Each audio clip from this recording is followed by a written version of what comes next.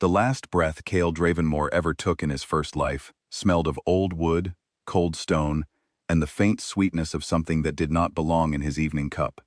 He recognized it immediately, not because he was afraid, but because he had spent 60 years learning to recognize everything. He set the cup down without a sound. He looked out the tall window of his stone chamber at the kingdom spread below him, quiet and dark under a winter sky full of stars. He had built this kingdom. He had bled for it. He had buried better men than himself to protect it. And now, at the end of all that, someone had poisoned his drink. He did not call for help. There was no one left he trusted enough to call. That was the lesson, arriving 40 years too late. He sat back in his chair, folded his hands in his lap, and closed his eyes.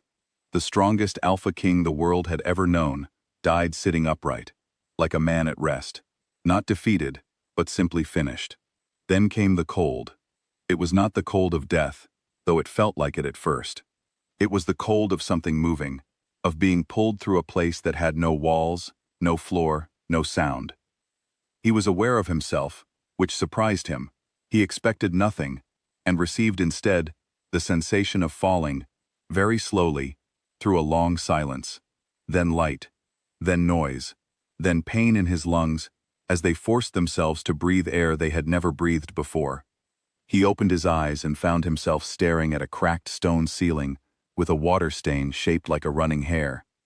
The body he was in did not feel like his. That was the first thought, clinical, precise, the thought of a man trained to assess situations before reacting to them. The arms were thin, the hands were small. He lifted one and looked at it the way a craftsman looks at a tool he did not choose. Young, 17 perhaps. The knuckles were scarred in 2 places, not from training but from a wall or a floor, the kind of scars that came from falling, not from fighting. The memories arrived like a flood that had been waiting behind a closed door. They were not his memories, but they pressed into him with enough weight that he had to sit still and simply let them come. The boy whose body this was had lived a short life, and a painful one. His name was Calen Voss. His father was Lord Heron Voss, a noble whose name made other nobles press their lips together and look away. A man known for his debts, his cruelty, and his talent for turning every situation to his own disadvantage. The servants in this house spoke about Lord Heron the way people speak about bad weather, with resignation, never surprise. Calen, as his son, had inherited nothing useful, no title of his own, no recognized bloodline, no supernatural gift, not even the faintest flicker of the shifting ability that ran through noble families like a river. He had been tested 3 times. 3 times the results had been the same, nothing. The other noble children called him the Void's mistake. They said it to his face, and they said it where his father could hear, and his father had never once corrected them. Cale sat with all of this for a long time in the quiet room. Then he stood up. He spent the first week learning, not training, not yet. Learning. He walked every hallway of the Voss estate at different hours, memorizing where the guards stood, when they changed, which ones were genuinely loyal to Heron, and which ones were simply waiting for a better option to appear. He watched the servants, and noted which ones were afraid, and which ones were resentful, and which ones were both. He ate his meals without complaint. He answered when spoken to, and did not speak when silence served him better. He made himself unremarkable in every way he knew how, which was considerable. On the 8th night, searching the far eastern wing that no one used, he found the old man. The room was so thick with the smell of old books that it felt like walking into a library that had forgotten it was also a home. The man inside was thin enough to look carved from driftwood, long white hair, one eye that worked and one that had given up years ago, wrapped in a blanket that had outlived 3 of its previous owners. He was reading by the light of a single candle. He did not look up when Cale entered. Without thinking, Cale read the title of the book in the old man's hands aloud. He read it in the ancient tongue, a language extinct for 2 centuries, spoken only by the first shifter clans before the empire had even named itself. The words came out of his mouth as naturally as breathing, carried up from 60 years of memory that had no business being in a 17-year-old body. The old man looked up. His one working eye was very sharp and very still. He studied Calen's face for a long moment, with the careful attention of someone who had been waiting for something, and was not entirely certain that what had arrived was real. Then he answered in the same language. His name was Fenric. He had been Lord Heron's tutor once, long ago. Now he was something between a prisoner and a piece of forgotten furniture.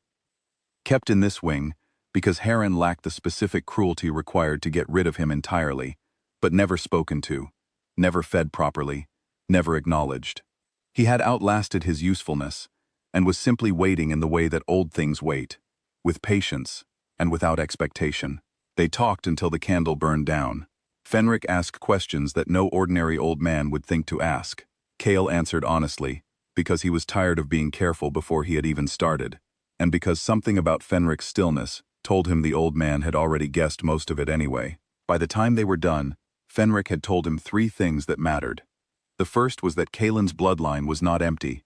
It had been sealed, deliberately, precisely, by a ritual curse placed before the boy's birth. Sealed, not destroyed. The difference was everything. The second was that the man who ordered the seal placed was not Lord Heron. It was a nobleman named Duke Marvell Castien, the most powerful figure in the imperial court, a man who controlled half the noble council through debt and information, and the quiet threat of what he knew about everyone.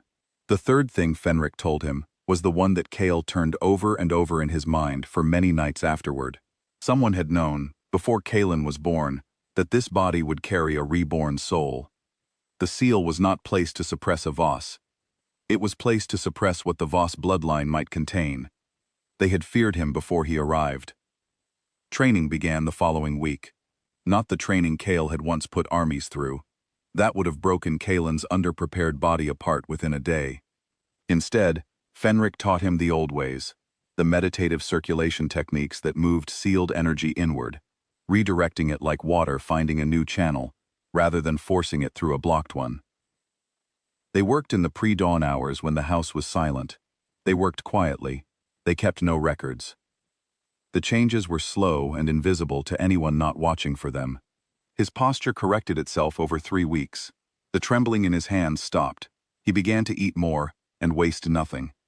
He memorized the court's political landscape, using Kaelin's stored memories as a map, adding to it everything he had known from his first life, about the way power moved between people who wanted things from each other. He did not rush. He had learned, at great cost, what happened when he moved too fast and trusted too broadly. This time, he would be unseen, until the moment he could not be ignored. The crown princess arrived at the Voss estate on a formal inspection in the 3rd month. Her name was Seraphine Aldrin. She was 20 years old and moved through the world with the precise and exhausted grace of someone who had been performing for an audience since before she could read.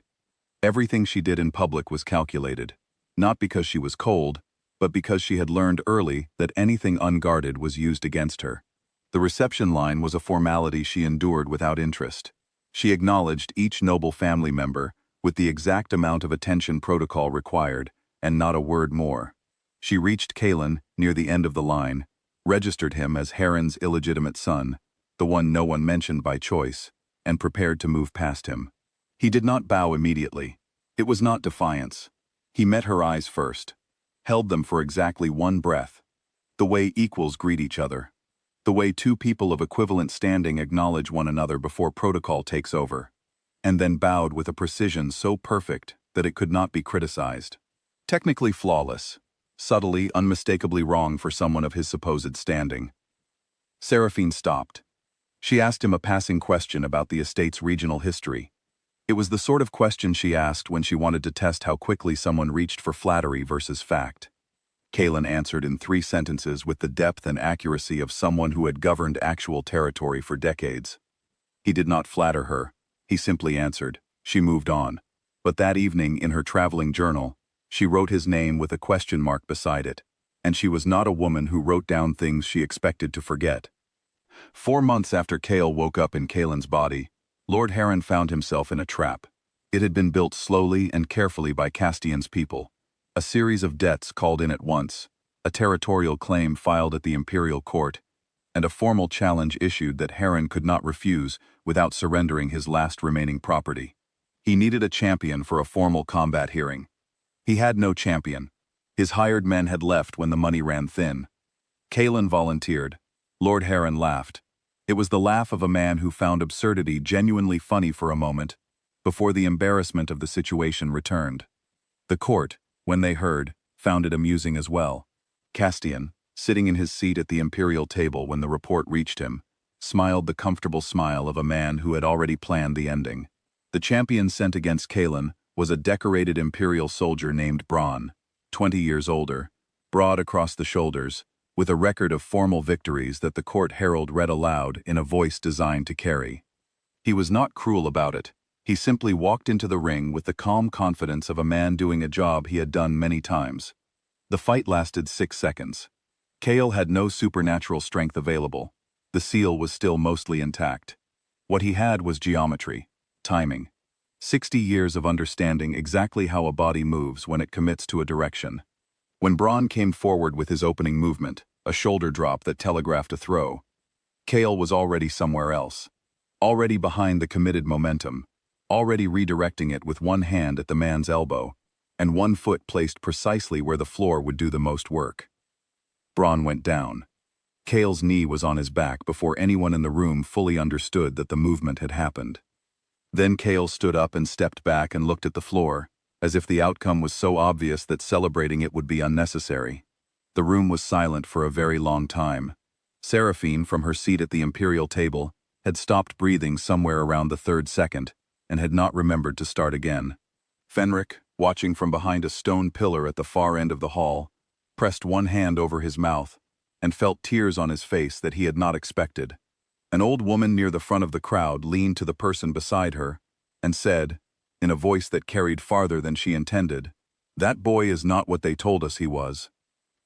Castian moved within 3 days. He was not a man who panicked. He was a man who eliminated, and he did so with the methodical patience of someone who had been managing threats for 30 years. He filed a formal accusation of illegal supernatural ability use in a noble combat, an accusation that, if upheld, carried a death sentence.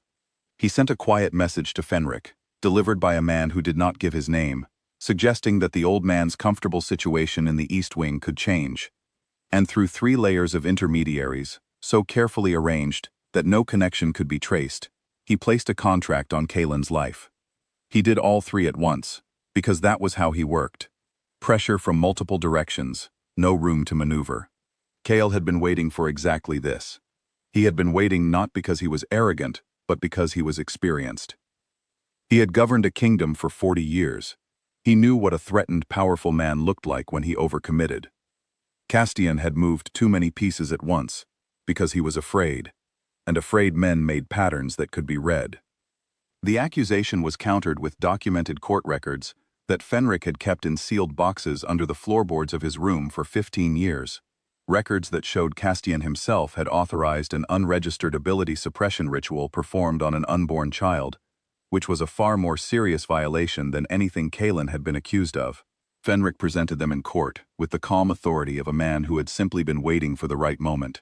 Fenric was moved out of the East Wing that same night, quietly, to a location only Kale knew. The threat against him became a threat against an empty room. The assassin arrived at Kalen's chamber at midnight and found the bed empty, the candle out, and a single piece of paper on the pillow. The paper was written in the ancient tongue. It said, "I know who sent you. Tell him I said hello." The tribunal took place on a gray morning, when the city smelled of rain and cold stone. Half the imperial court was present. Castian sat at the council table, with the composed expression of a man who had predetermined outcomes before. The accusations were read aloud. The evidence was presented. Everything was moving the way Castian had designed it to move. Then Seraphine walked in. She had not been scheduled to attend. She had cleared her own itinerary that morning, sent her attendants away, and walked into the tribunal chamber alone, which was the sort of thing a crown princess was never supposed to do. She cited 4 separate procedural violations in the handling of the accusation, violations that were real, documented, and which the council could not simply dismiss without publicly contradicting their own legal code. The council, furious, instructed the imperial guards to physically restrain Kalen while they deliberated. It was not legal. It was not subtle. It was a statement, We do not need to follow our own rules when it comes to this particular boy. 6 guards moved toward him. Kale did not run. He did not raise his hands. He stood exactly where he was, and something happened in the room that was difficult to describe afterward. When people tried to explain it to those who had not been present, the air changed. It became heavier, the way air becomes heavy before a very large storm. The candle flames along the walls bent sideways simultaneously, as if something was pressing outward from the center of the room. The guards slowed without understanding why, each of them feeling a weight on his shoulders that had not been there a moment before. Not painful, simply absolute, the way a mountain is absolute. They stopped. Kale turned to face the council table. When he spoke, it was not in the common language of the Empire. It was in the ancient tongue, the language of the first Alpha bloodlines, the language that had not been spoken in this empire in 2 centuries. The words were formal and precise, a sovereign declaration of bloodline right, the kind of declaration that predated the empire itself and existed in a legal framework so old that no one in the room knew how to respond to it, because no one had ever needed to respond to it before. He was not shouting, he was not threatening, he was simply speaking, the way a man speaks when he knows exactly who he is, and does not require anyone else's confirmation of that fact. Duke Marvel Castien, for the first time in 20 years, felt afraid. The tribunal collapsed, not dramatically. It unraveled the way badly constructed things unravel, when enough correct pressure is applied to the right points. Seraphine's procedural objections held. Castien's accusation was suspended pending review of the counter-evidence. Kalen Voss was neither convicted nor fully cleared, which left him in a political position the Empire had no existing category for, which suited Kale perfectly. Undefined things were harder to target. He walked out of the Imperial chamber into cold morning air and stood for a moment on the stone steps, breathing it in. Below him, the city moved the way cities always move, indifferent to the things that happen in rooms above them, full of its own small urgencies. Somewhere in a market 2 streets over, someone was arguing about the price of winter grain. A child was laughing at something. A dog was barking at a cart. He thought, I have been in worse positions than this. I have built from less. He went back to the estate. He checked on Fenric, who was installed in a warmer room now, and had already requested 3 specific books be brought to him. He knocked on the door of the small room where Mira slept. Mira, the kitchen girl who had said nothing when she saw him move faster than a sealed boy had any right to move, and had left bread and dried fruit outside his door the same evening without a word. She was awake.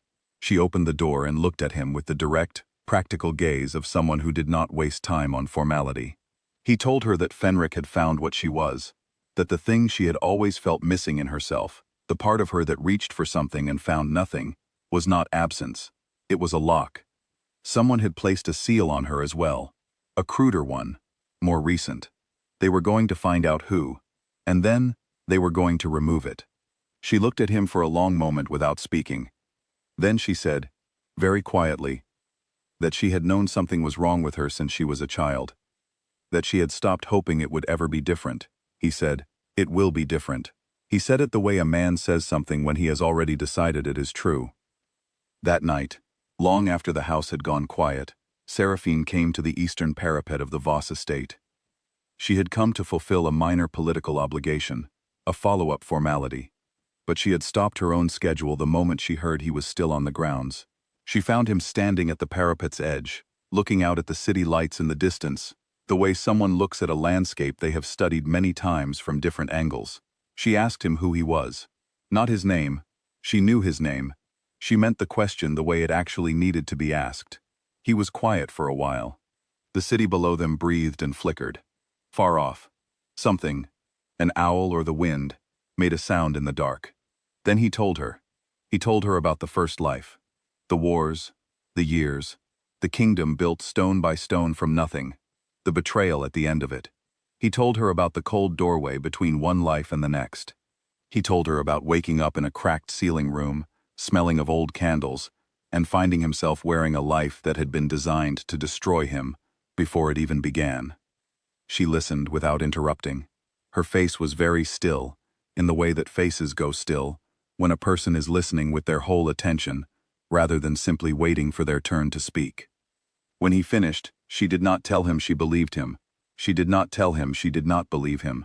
She turned and looked out at the city beside him, and she stayed there, and neither of them spoke, and the night moved slowly around them. When the first edge of light appeared on the eastern horizon, she was still there. That told him more than any words she could have said. 3 weeks later, Mira shifted for the first time. It happened in the East Wing, with Fenric watching from his chair and Kale standing near the door. There was no dramatic event, just a slow, shaking release of something that had been held too long, like a breath finally let out after years of half-breathing. Afterward, she sat on the floor with her back against the wall, and she cried for a long time in the way that people cry when they are not sad, but when something they had given up on has been given back to them. Kale sat on the floor across from her and said nothing. He did not tell her to stop. He did not tell her it was fine. He just stayed there, which was the thing she needed most, and which very few people in her life had ever thought to offer. He was 17 years old, and he had already lived 60. He was the most hated noble's son in an empire that did not know what to do with him. He had no official title, no acknowledged bloodline, no army, no allies that the court would publicly recognize. Castian was still powerful, still dangerous, and now quietly furious in the way that powerful men become when something they dismissed grows into something they cannot dismiss. The council above Castian, the deeper structure that had ordered the seal placed before Kaelin's birth, had not yet fully turned its attention to him, but it would. None of this frightened him. He had learned, across 2 lives, that the beginning of a thing was never the same as the end of it. He had started with nothing before. He knew what nothing felt like from the inside, and he knew that nothing was simply the word people used for potential they had not yet recognized. He stood at the window of the East Wing room, where Fenric was reading, and looked out at the Empire's capital spread across the cold winter dark. Somewhere in that city, plans were being made against him. Somewhere in that city, 2 or 3 people who had seen him at the tribunal were telling others what they had seen.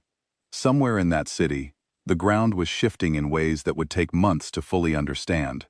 He was not home yet, but he knew the way now, and this time, no one would take it from him before he arrived.